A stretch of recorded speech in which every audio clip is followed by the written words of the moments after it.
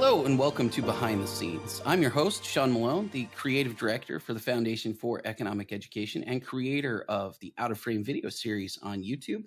This is a podcast where we explore the intersection of art, culture, and big ideas. And I'm here today just with Paul Nelson, FEE's head of social media and senior marketing manager.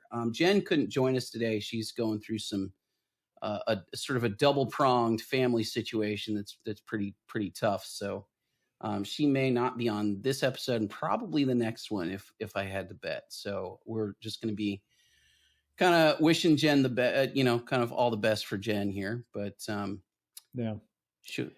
Well, she did luck out this week because she didn't have to watch the movie we're going to talk about. So today on the show, we plan to talk about Uncharted, the new Mark Wahlberg and Tom Holland movie about the video game of the same name, or based on the video game of the same name. And Jen did, I suppose, probably dodge a bullet could be a way to describe. Of course, I will say everybody in the film also dodged bullets repeatedly. So that was, and jumped over cars, falling out of airplanes. You can survive a plane crash. You can survive falling thousands of feet into the ocean. You can survive, honestly, almost anything if you're one of the lead characters in this film. Drowning, not a big deal. Don't you worry about it. Every single thing that might be dangerous to a normal human being, if you're the lead in this film, won't be an issue.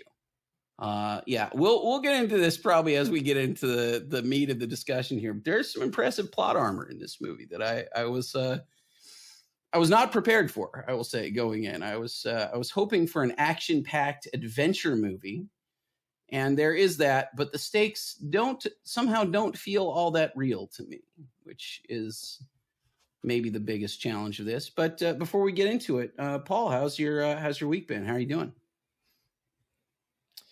Oh, doing okay. World events have been happening.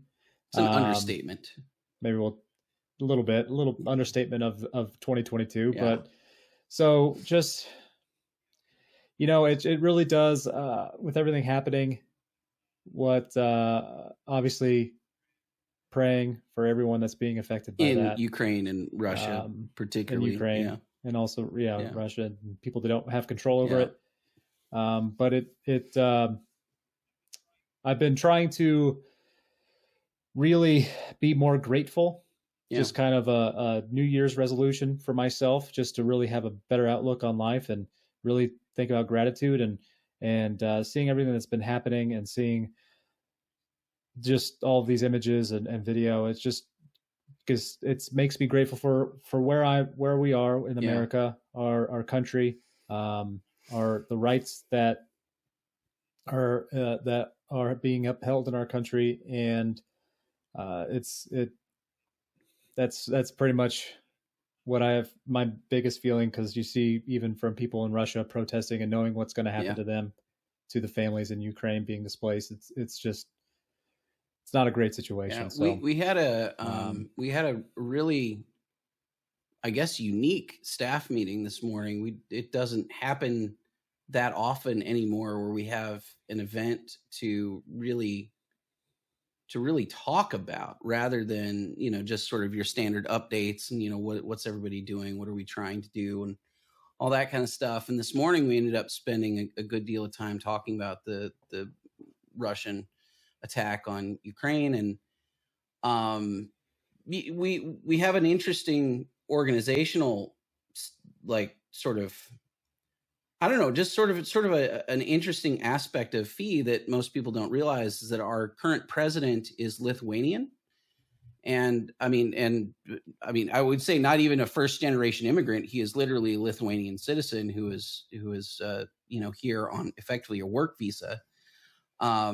And then several of our staff and staff that we've had over the years have had really strong connections to that region. So Pavel, our producer, who I've talked about, who's made minor appearances on various things we've done with Without a Frame, the podcast and stuff like that, is from Russia, born in Russia. And then, other members of our staff are from Ukraine. And Our current director of external relations is from Ukraine. Her whole family is from there. Many of her family still lives there. And also our former director of technology, actually, as well, was from, his family's from Ukraine. And there are a lot of these stories that are pretty interesting. Like David, our former director of technology, we used to talk about, like, speaking of gratitude, we used to talk about how when David was a small child, he lived in a dugout shack, basically, like a mud hut, more or less, with no running water or electricity. That was the life that he was born into. And so David always had a profound sense of gratitude for coming to the United States and being able to build a very successful career as a computer programmer, a network engineer. And like, that's insane. I mean, like, going from that environment to this environment.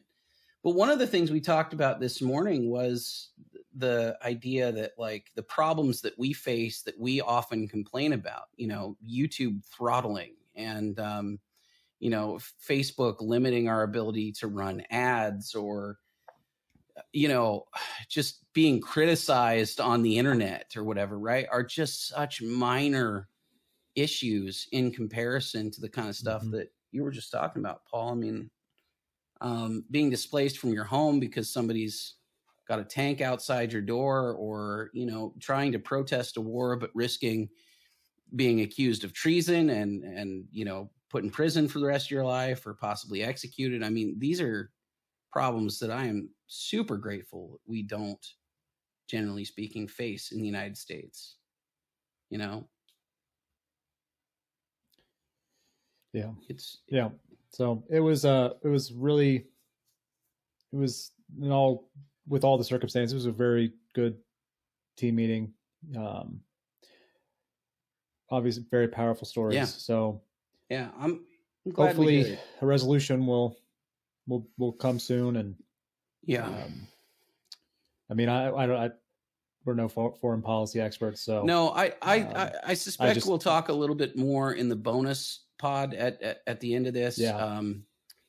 We do, for those who aren't familiar with the show, we do bonus episodes for our patrons and Subscribe Star supporters. And I suspect that today this is probably the right thing to talk about for the most part. Although, preemptively, I don't think either of us are particularly the right people necessarily to have strong opinions on some of this stuff. I have very philosophical opinions about war, and I have very strong sort of convictions about the nature of, sort of self-defense versus a general preference towards nonviolence and non-aggression, right? But I mean, these issues, when the rubber actually meets the road, they're so complicated in many cases, and trying to sort of identify easy causes, I'm at least enough of a student of history to know that that's usually a bad choice, right? Like, there's not going to be a simple answer, and the resolution is probably not going to be anything that anybody wants it to be. So anyway, we'll it's not going to be solved on Twitter. That's for sure. Right? And it's not. I mean, God, we could talk about this a little bit, because I mean, how many companies have you seen so far? They're like I assume this was true just because it feels like a woke company thing to do, but I'm not sure. Like Adidas stopping selling tracksuits to Russia, for example, which just seems like a joke to me at the end of the day. Like, there are a lot of these things, but we've seen this, like Virginia. I know for a fact that this is true. Like Virginia's alcohol stores, the ABC stores in Virginia, have for some, like, they've decided that they're no longer going to stock Russian vodkas, which is like some version of like a weird state sanction that I don't.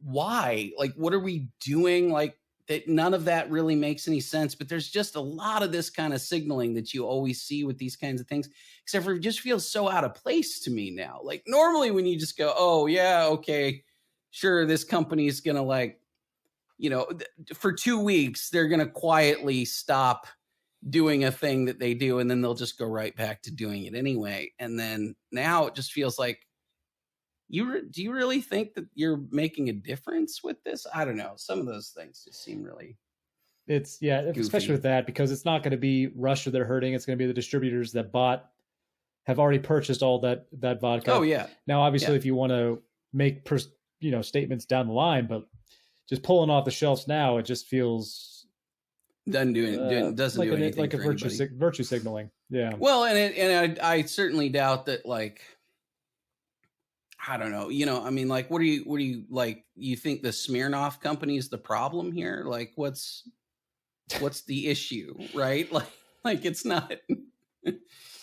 I don't know. It just, all this stuff. I mean, we talk about sanctions from time to time, and there are very different kinds of sanctions. And a lot of countries right now are trying to stop Russians from getting access to banks and money and sort of financial accounts and things like that. And what I don't really understand about a lot of it is that it's always stuff that seems to be targeting like just individual people and not Putin or not the government of Russia. So it doesn't really, like, any of those kinds of things it never feels like it really plays any role in actually affecting the outcome of a big international problem like this, because you're not actually affecting the person who matters. You're just affecting ordinary people who, really didn't have anything to do with this in the first place, Right. So I don't know. Anyway, I have zero segue away from this. Absolutely none. But we had planned to talk about Uncharted. So Paul and I went to see Uncharted. I don't know. I feel like I should have looked up to see how Uncharted is doing. Box office, 145 million. Fourth highest grossing of 2022 so far. So actually doing pretty well. It's already beaten its budget. So like I fully suspect that, this will do pretty well. Ruben Fleischer directed Zombieland, directed the first Venom movie and Zombieland, which I like. Zombieland. I actually also like the first Venom movie quite a bit. I think the first Venom movie is sort of underrated. I don't know if Zombieland's underrated or not. Like, I don't really know how people feel about it, but I like Zombieland a great deal. Yeah, Zombieland's pretty great. It feels like one of those cult classics that could be people forget, and then once they remember it, they're like, oh yeah, I enjoyed it. Yeah, no, it's that's like a yearly rewatch for me, because it's a really good Halloween. If you want zombie movies, we've probably talked about this before. I'm not a big horror movie guy, but I am a big horror comedy guy. Like, I'm a really big fan of movies that are intentionally funny and making fun of sort of the horror genre, and Zombieland does that really well. But Uncharted, I mean, man, Uncharted just feels like another entry in a long string of video game movies that just does not work that well. It's better than many. I mean, it's certainly better than the recent version of Tomb Raider. It's better than probably the first version of Tomb Raider, which I also just rewatched, by the way. After Uncharted, I've been busy, so I've been actually doing a lot of like home, was actually ultimately studio renovation stuff. I don't know if I talked about this too much on the podcast, but like, my wife and I bought a new house, and with it was a detached garage, and I'm converting that into what will be my actual like daily workspace. And I'm very, very excited about it, but it's also meant a tremendous amount of work, like every weekend and in many evenings, sometimes in the mornings during the day, etc. And so I've been really, really tired, especially the last couple of weeks. Like, things are starting to come to a head with some of that. So like, we're trying to prep for drywall, which happens this week, and then spray foam happens at the end of the week. And so all the prep work that has to be done for all of that has been pretty exhausting, but we're getting there. But I haven't had any brain power for watching anything that was actually interesting. Like, we tried to watch a couple episodes of The Expanse, like the new season of The Expanse, and we just gave up. We tried to watch an episode. Can't do it. Need something brainless. we tried to watch an episode of Raised by Wolves, and we are just like, I don't know what's happening. I'm just completely out. And so I put on Tomb Raider. It's fortunate that you don't need to pay attention to that movie because it is tremendously dumb.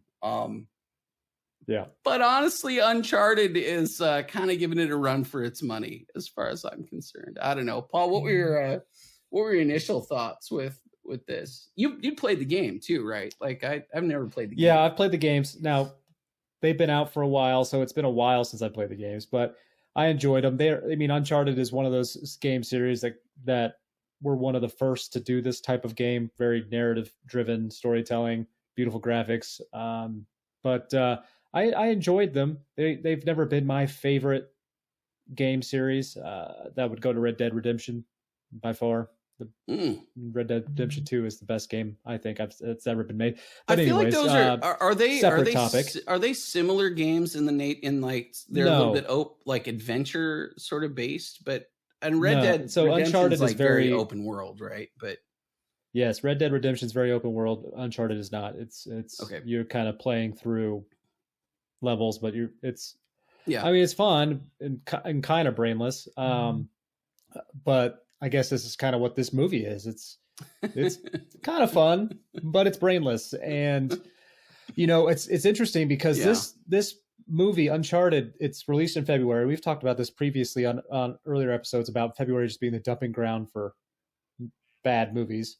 This should have been a summer blockbuster, released in June or July, and just popcorn movie. Like this is what it should have been. But obviously, people were starting to get the higher ups realized what this was, which is just a pretty average movie. Which for video game movies, it's pretty good. So not a high bar to clear as far as video game movies. Video game movies. I mean, look, you go back. I mean, through the history of Prince of Persia or the Super Mario Brothers movie with Bob Hoskins and John Leguizamo. I mean, there's not a great track record for this stuff. Look, I will say Sonic the Hedgehog is a shocking exception, probably to me. Yeah. One of the best that exists. I don't really understand it though. Like, I don't really understand why video game movies have such a struggle to turn into good. I don't get it. I mean, it just feels like all the elements are there. Right. Yeah. I don't know. I've never really understood why they have such difficulty with this stuff. I have a theory, and my theory is that these video game movies stick too close to what the video games are. And video games are just a very different mode of entertainment. You're very actively participating in a video game. Obviously, you're controlling the action, where on a movie, you're being told a story. So, for example, in Uncharted, one of the first scenes is a direct callback to the video game where they're falling out of an airplane, jumping off from one crate to a cargo crate to another cargo crate, which is very exciting in a video game. And while it was pretty cool to see on screen, it just doesn't have the same impact because you don't have any really direct control over it. Well, so that's really the basis for my reason why these movies fail is they lean too much into the video game, where they should just take the ideas for the characters and maybe some main plot points if the story is good, and tell a story that's actually made for the movie genre, not just a video game on screen.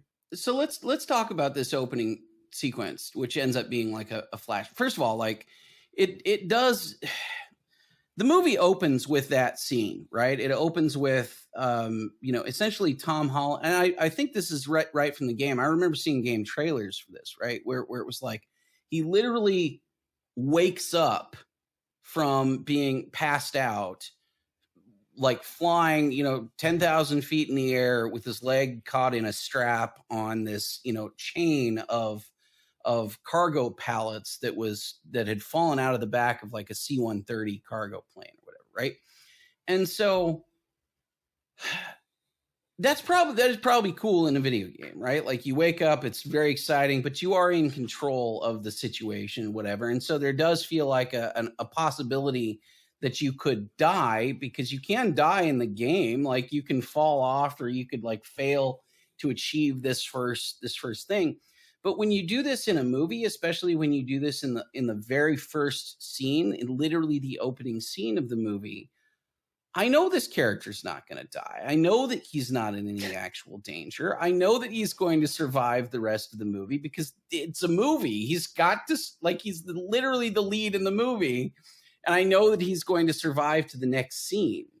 So I don't really get, like, from a narrative standpoint, it's a really, really poor choice, because right off the bat, the movie was conveying to me, as somebody who's not a gamer and who doesn't have any actual connection to any of that stuff, it was signaling to me that this was a game. It was a game. It was a game of a movie. Like, it was a movie that had absolutely no stakes whatsoever. Our lead characters are completely unkillable.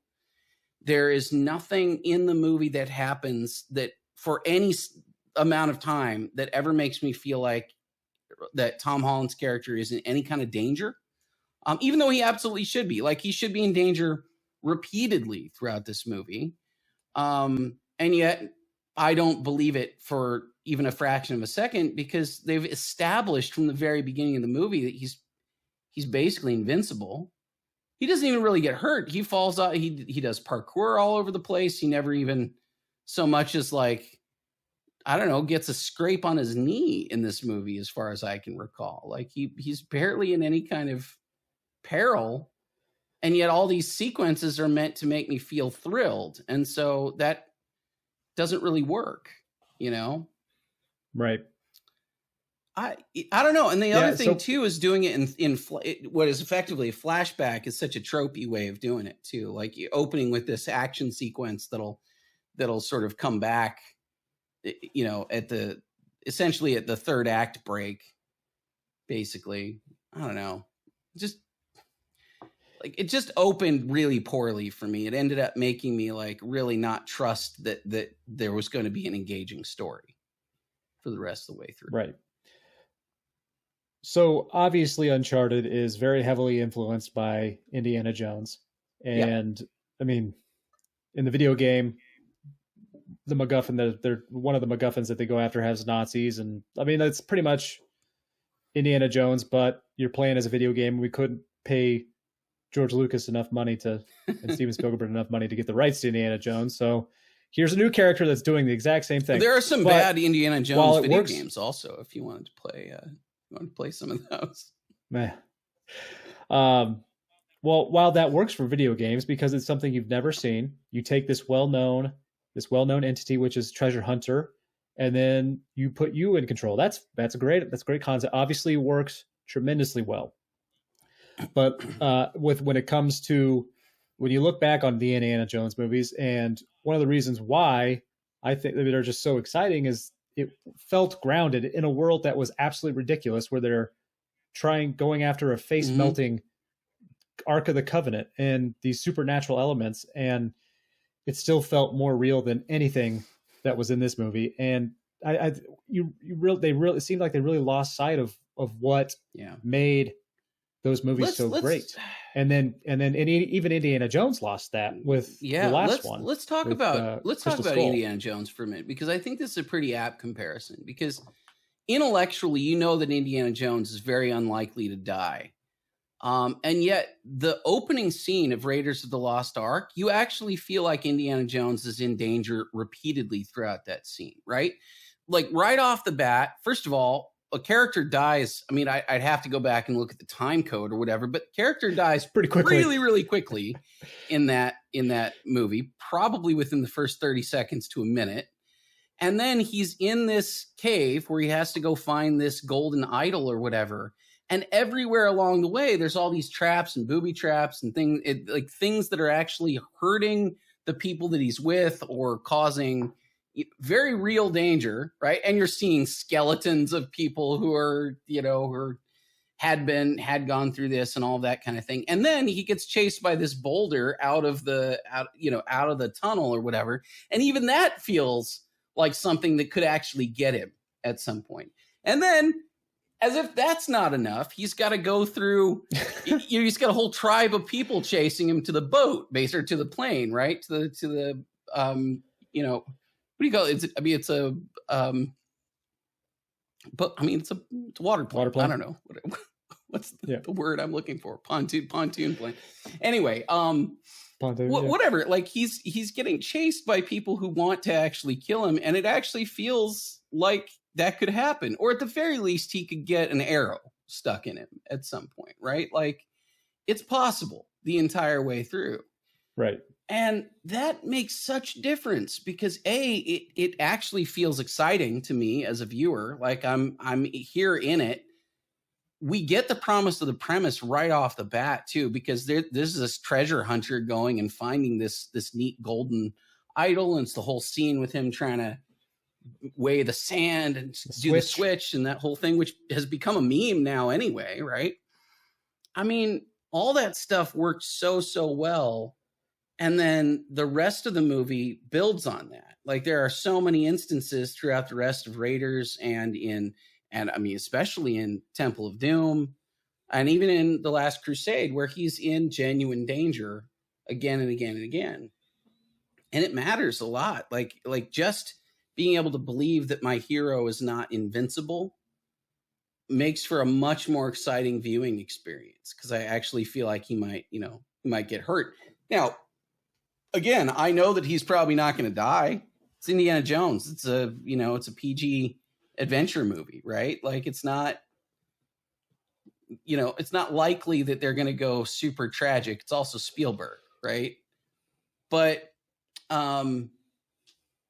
I think he could actually get hurt. He could be taken out of commission for a couple scenes. And there are things that can happen in that world. And then, of course, all the side characters, I mean, right. So, but in this, like, it just feels like everybody is pretty much unkillable. And then especially once you get to the end, let's pause for sake of talk plot, because I do want to get to like the last set piece, let's call it, of flying pirate ships. I mean, yeah. So the plot is basically, the plot wants to be, it wants to be National Treasure, but it isn't. Like there's just so many steps along the way where they go and find a clue, and then they go somewhere else and find another clue. And it's Angels and Demons, or the Da Vinci Code, or National Treasure, or whatever. There's just an awful lot of like MacGuffin. Find the MacGuffin, realize that it's just yet another clue, go somewhere else, find another MacGuffin, realize that's a clue. Sometimes in a Papa John's, also could be in a Papa John's. Depends sometimes. Just when you need a little bit of extra funding, right. It could be a Papa John's. So all this, I mean, basically they're trying to find Magellan's treasure. Apparently Ferdinand Magellan had some mysterious treasure that he kept somewhere, and that has been hidden from the world for centuries. And we first meet Tom Holland's character in a museum with his brother. They found a map. That map was like the first map of the whole world, and that's also somehow a treasure map. And then cut to years later, he's now estranged from his brother, and then he meets Mark Wahlberg's character Sully, who I understand is supposed to actually be more like a 60-year-old guy, or kind of older. Yeah, Mark Wahlberg plays Mark Wahlberg. Mark Wahlberg plays Mark Wahlberg in most movies that Mark Wahlberg is in. I'm okay with that, by the way. I like Mark Wahlberg. He's made a lot of money doing it, and I'm pretty okay with it in general. But I don't. It didn't seem like he was playing a old, grizzled mentor character, which seems like the character that's from the game. But also, I guess Nathan Drake is supposed to be older as well. This Tom Holland's character is supposed to be older too. But yeah, a little bit. I think it's more an issue with just Tom Holland being. I mean, he plays perfect young for Peter Parker because he looks like a teenager. Yeah. But for this role, it just need to have a little bit more, need to be closer to Harrison Ford than Timothy Chalamet. Okay. Yeah. That's probably, as far as looks probably go. fair. But he is not. He is definitely on the other end of that. No. Well, anyway, the movie, there's not much to say about the movie, frankly. It's like, it's find a map, go where the map points you, find an arrow that points you somewhere else, go where the arrow points you, find another symbol, it'll take you to another place, and then eventually at that place, you'll find a clue that takes you somewhere else in the world, where then you start the whole process over again and start discovering clues in the new location until you eventually find the gold, right? Like that's pretty much the whole sequence. But meanwhile, of course, there's an evil billionaire who wants the gold for himself, which, by the way, it actually feels like he has some claim on the gold, because the whole point of the evil billionaire is that his family financed the Magellan expedition explicitly with the idea that they would get a share of the gold that they brought back, and they never brought it back. So that actually feels a little bit like that guy was jilted, except for they became billionaires anyway. So he's fine. Or, well, not anymore. But yeah, I don't know. So I actually would have found, so Antonio Banderas plays this evil billionaire. And I actually would have found like there are little moments where they tried to make me, I don't know, sympathetic to his character. May not be the right way to describe this, but make me understand him a little bit more. Like he at least cares about his family's legacy or whatever, in theory. Except for, I think it would have been a lot more interesting if he came from a family that financed the expedition and then went into bankruptcy because it never materialized anything. And so if he was just like a regular guy who had this family history and this is going back to National Treasure, this is actually a little bit of the National Treasure thing, right? Like in National Treasure, Nicolas Cage's character has a connection to the treasure, except for his family has been over the years, his family has lost all of their credibility as a result of searching for this treasure. Like they've become the kooks of this treasure hunting world because they've been so obsessed with it. And so he's coming at it from this standpoint where he is like, he really wants to find it for the same reasons that Antonio Banderas says he wants the gold. He wants to solidify his family's legacy, but his family's legacy is people everybody thinks are insane and not a multi-billion-dollar company that controls Spain somehow. So a little different. A little bit different, but yeah, it's fine.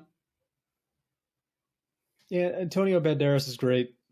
He was good in this too, just not enough. Yeah. Well, can we just get into spoilers, because I want to? I mean, he gets killed by a henchman, which just really undercuts the whole. Like, I know what they're trying to do. First of all, it's a big twist, right? But it's not that big of a twist. It's not that surprising. And also, like, I don't care about the underling that kills him. And she's not that interesting. So Toddy Gabrielle plays Joe Braddock, who is like a rival treasure hunter that supposedly has some pre-existing relationship with Sully, I guess. I don't really know what her motivation is, other than the fact that she was getting paid to find this treasure on behalf of Antonio Banderas. But then she just completely bloodlessly slits his throat, which, again, with this movie has no danger of any kind. Apparently, you can have your throat cut and you can die without bleeding, which is what this movie taught me. Yeah. Mm-hmm. It's weird. Like, all of that stuff are just weird choice. And that's a particularly weird choice because there are ways, like, you could just have choked him out or something, where if you really didn't want to show blood on the ground, then there are other ways of dealing with it. Yeah, we've been doing deaths off screen, off camera for years now. I feel like we could have. But she did it right there in front of like 20 people, and and we cut back to him a couple times. Nothing. It just felt so fake. Just everything about that just felt so incredibly fake that it just like, I don't know, it just takes away from everything. But anyway, Braddock isn't the only one who wants it. Also, there's this girl, Chloe Fraser. She also wants the treasure. Again, has some connection to Sully, some pre-existing connection.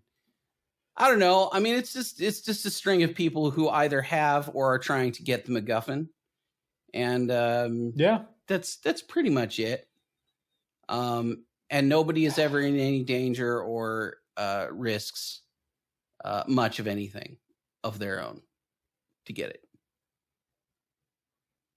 Yeah, that pretty much sums it up. Not a lot of drama, but we do end with a final, what I suppose is supposed to be an impressive set piece of two ancient sailing ships being pulled into the air by helicopters, by freight helicopters, and then they chase each other over the ocean for, I don't know, probably 100 miles or so, swinging around, banging into each other. I don't know whose idea that was, but it kind of wrecked my brain at the end of the movie. You get there and there's so many things about it too. Like Braddock has one of the helicopters strapped to, and keep in mind these ships are 500 years old and hundreds. Yes, I mean, it's would have rot. They've been sitting all this stuff in a cave for hundreds of years, a wet cave for hundreds of years. They have gold, which, by the way, the gold doesn't weigh anything. That's the other thing I learned from this movie, is that you can have an entire backpack full of gold objects. Yeah, you can lift it up with one hand. Not a big deal. Gold's not heavy, apparently. So you've got these ships, two of these ships, they're just completely full of gold, and they get airlifted in their entirety. They are completely structurally sound. They do not break. These are exceptionally strong ships. And they're full of gold. And so then Braddock has one of them, like, I don't know, seconds away from being able to land it on the barge that she wants to like keep the ships on. And when Mark Wahlberg absconds with the second ship, she's like, no, don't drop the ship that we already have with all the gold in it on the barge and then go chase after him. She's like, no, let's go chase after him right now. It's just like, decisions that get made by characters. I don't know. Yeah, there was first. I don't know if this would have solved a lot of these issues, but it just seemed like the time frame for when the gold was discovered to when the gold's being rediscovered is just way too long. Yeah, like it's just maybe like the Nazis discovered it and then got sunk or something, and now it's in like actual metal ships or something, anything else that would make it a little bit more plausible. And also Antonio Banderas harboring 500-year-old family grievances. Yeah. It's not much of a motivation. No, and they had to make him extra evil because his family had funded Franco's fascist regime in Spain as well. So it's like some of this is like atonement for ancient grievances, but it's also like I'm gonna make my family proud again after its shameful experiences with fascism, or I don't know. Like there's just a lot thrown in there that I'm not really sure what to do with. Yeah.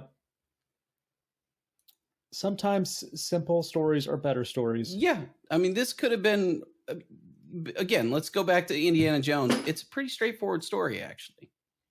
Like it's fairly simple when you really get into it. And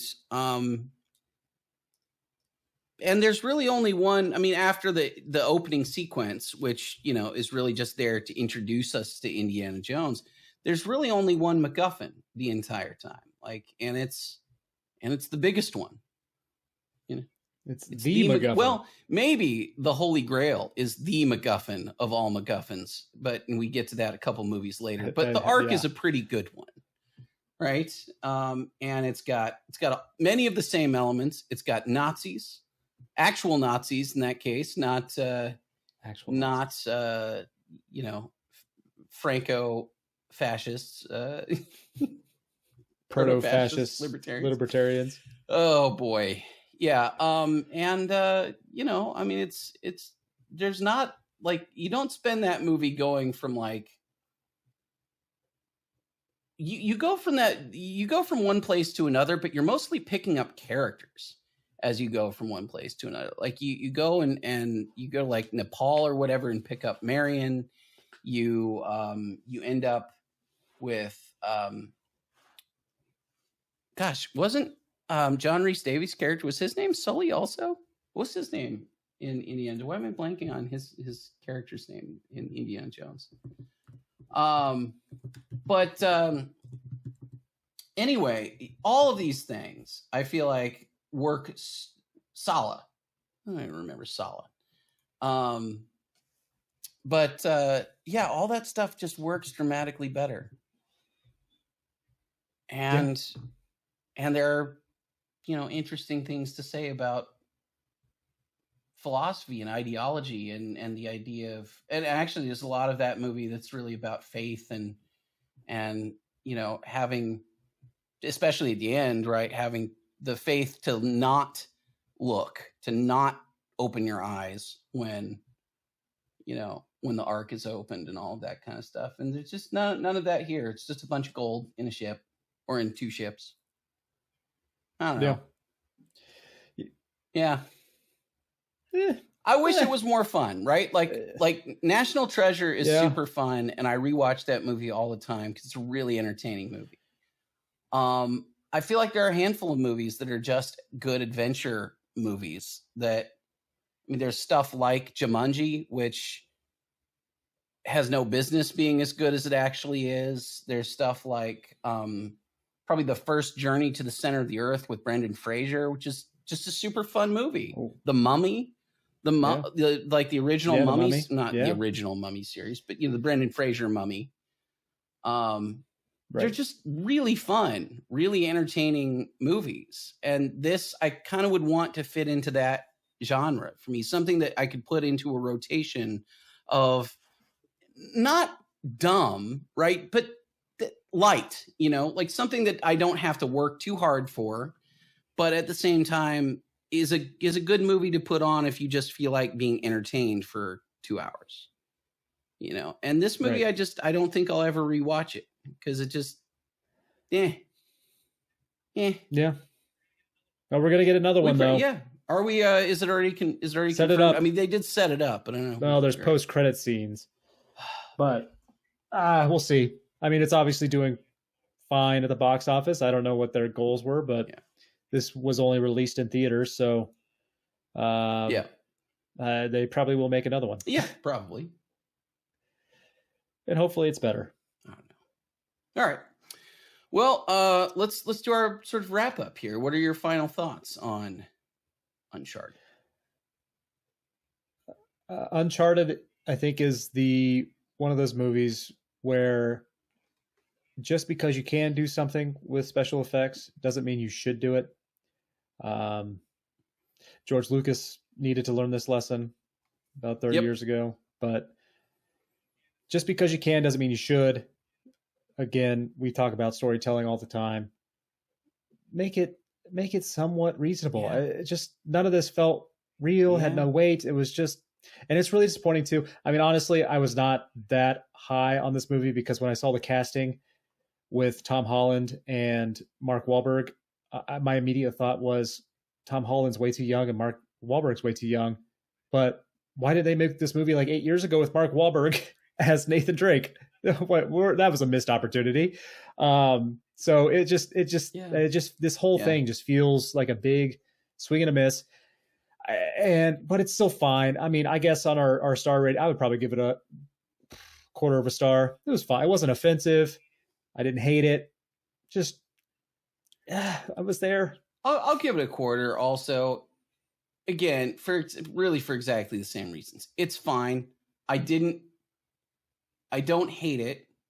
It didn't make me feel anything one way or another, which is not good, but it's also like, it's not something that I'm angry about. Like I think I walked out just kind of going, I saw that. That's another movie that I've seen at this point.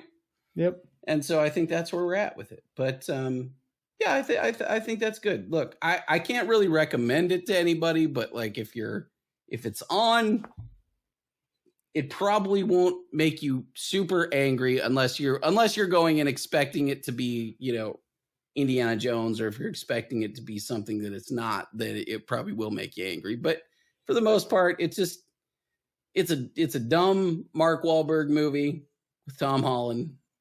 It's doing its thing. So cool. All right. Well, let's wrap up the show here. For everybody who's a supporter of the show on Patreon or Subscribestar, stick around. We'll do a bonus episode, and it probably will be a little bit more serious than this, I suspect. But if you're not already a supporter, check us out on patreon.com/outoframeshow or subscribestar.com/outoframeshow. Anything you guys contribute really helps us, keep making this. And it's really good to see everybody's support and all that kind of stuff. If you're not quite ready yet for that, make sure you check us out on Discord, check out our email list. And then of course, find us on YouTube, Facebook, Twitter, Instagram, the whole deal. Thank you guys so much for listening. We'll see you next time.